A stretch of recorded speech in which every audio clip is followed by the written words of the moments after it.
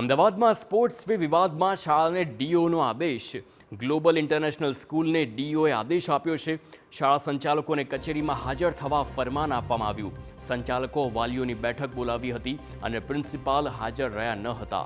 વાલીઓની ફરિયાદ બાદ શિક્ષણ અધિકારીઓએ શાળાને આદેશ આપ્યો છે અને આગામી ગુરુવારે ડીઓ, આચાર્ય અને વાલીઓ સાથે આ બેઠકનું આયોજન કરવામાં આવ્યું. સ્વેટરની ખરીદી માટે શાળા દબાણ કરતી હોવાનો વાલીઓનો આરોપ છે. ડીઈઓએ શાળા પાસે ખુલાસો પણ માંગ્યો છે.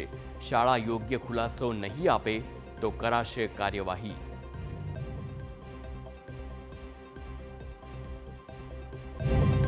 રજૂઆતમાં એમને અમને રિપ્લાય ના આપ્યા, મળવા માટે અમને સમય ના આપ્યો. ત્યારબાદ અમે ડીઓ સાહેબને અહીંયા રજૂઆત કરવા આવ્યા હતા.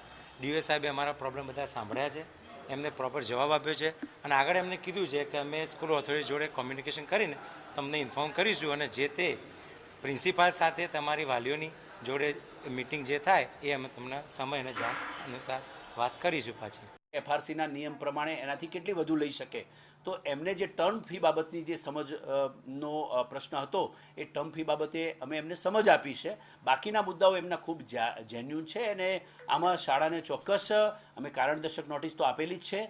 જેવી એમની રજૂઆત આવી હતી તરત જ આપી હતી. આજે શાળા દ્વારા એનો ખુલાસો રજૂ કરવાનો સમય આપ્યો છે. આજે જે ખુલાસો રજૂ કરશે એની અંદર અમે આ મુદ્દાઓની પણ ચર્ચા કરીશું. જો આ મુદ્દાઓ માટે તેઓ પ્રોપર રીતે જો એનું નિરાકરણ નહીં લાવે તો એમની સામે કાર્યવાહી કરવામાં આવશે. દંડનીય કાર્યવાહી આરટીઈ નિયમ પ્રમાણે થઈ શકે છે.